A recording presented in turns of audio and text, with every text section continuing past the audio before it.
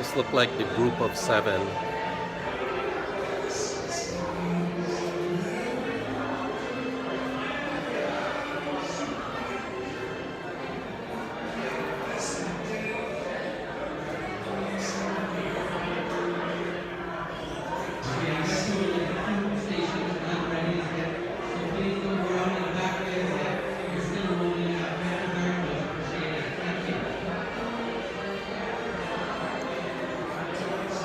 That one there looks like Genesis, the Inuit beginning of time. Just having some corn chips with guacamole.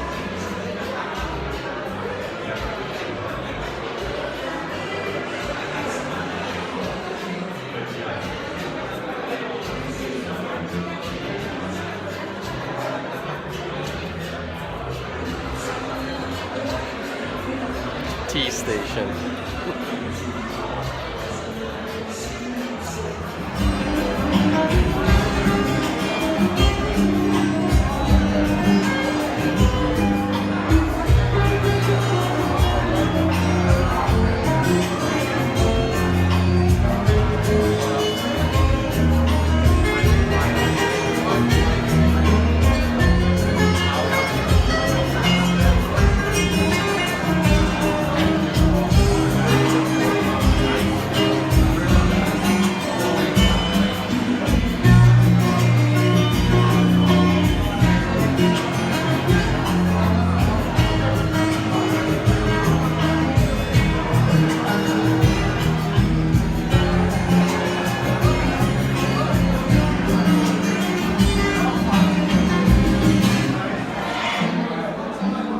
And I can't sweep you off of your feet.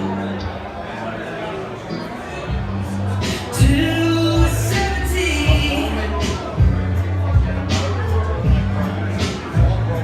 Baby, my heart could still pull that heart 23. I'm thinking about how people fall in love in mysterious ways. Maybe just a touch of a hand. Me, I fall in love with you every single day. I just wanna tell you I'm lost where we are, and the crowds don't remember me. I know you would still love me the same.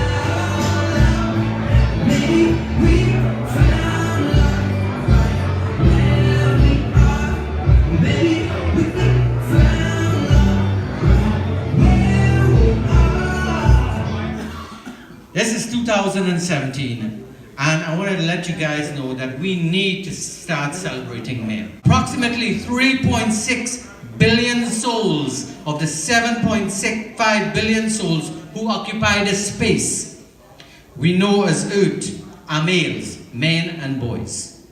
According to its creators, International Men's Day is a time to promote positive aspects of male identity, based on the premise that males of all ages respond more energetically to positive role models they can they can, instead of the negative gender stereotyping that we have.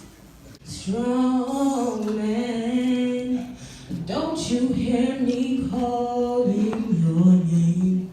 Strong man, royalty divine, you're a king.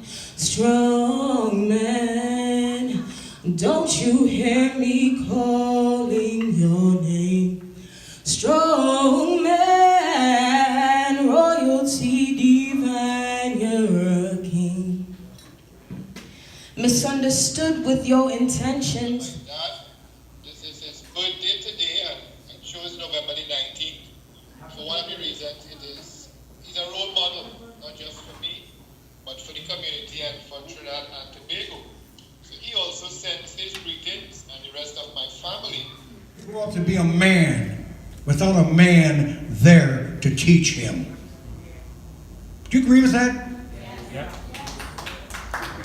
But a good man is willing to make the sacrifices because he wants to see his sons and his family grow up to be good men. And we're in a time now when there is so much inappropriate sexual behavior. It's bombarding the news. But all men aren't like that. He wasn't a mean man. He wasn't nasty. He just loved to have fun. He liked your reaction. He walks up to me and he's like, I remember to this day he had a pair of red boxing sweatpants on and white boxing shoes and no top. And he's walking to me, he's like, staring right at me. And everybody's watching what's going to happen. He says, you Spider Jones? I said, yes, sir. I'm looking up at him. And I'm looking up, what you staring at? And I'm looking at him, I'm looking at this man that fought Sonny Liston twice. He fought Floyd Patterson and Zorro Foley and Cleveland Williams and all them tough guys. He didn't have a blemish on him. His face was smooth. He had these thick eyebrows. He was so pretty, I didn't know whether to shake his hand or kiss him. I mean, he was beautiful. I said, I'm looking at you, man. He said, why, you bad? I said, no, I ain't bad, but I guess I'm bad enough to keep the bad dudes off me. He said, well, come on, get you some. He said, you know what, I'm going to whoop you in front of the world, in front of all these cameras. I'm going to whoop Spider Jones today. And I come out of my jacket. I knew he was playing around. He ran and hid behind Angelo Dunn. He said, don't hit me, man. I'll bleed all over you. Angie, help me. That's the kind of guy he was. He became my role model as a mentor. The way he treated people, that was important. You men, they're looking, they're watching. When I grew up, I had a chance to be a good role model to my brothers, and I was a lousy role model. And that's why they all became thugs and hoods, because they thought it was cool because their big brother was. I know that was wrong now. They're watching us. I watched everything Muhammad Ali did. And one day in the dressing room, he started singing, when the night has come. You know, he's singing, and the land is dark. And I said, that's Benny King. Yeah, that's right, brother. I said, he started with a group called the Drifters. He was their lead singer when they did This Magic Moment, Up on the Roof, There Goes My Baby, and all that big stuff. He said, man, you know your music. I said, who's your favorite singer? He said, Sam Cooke. I said, Sam Cooke started up with the Soul Stirrers. You know, sang in the background? Lou Rawls. He said, man, we started talking. I told him about how I wanted to be in radio from the time I was 10 years old. Why ain't you doing it? Because nobody ever, all people did when I told them I was going to be in radio was laugh at me. See, when people don't have dreams, when people don't have vision, they laugh at yours.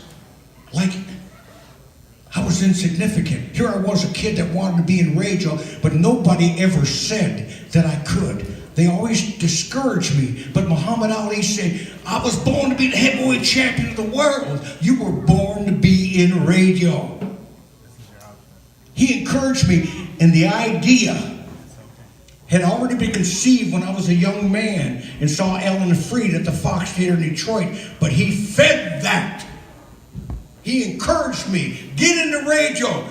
You should be in radio. Now, it took a few years, but he changed my life. And he took me with him, and I traveled with him.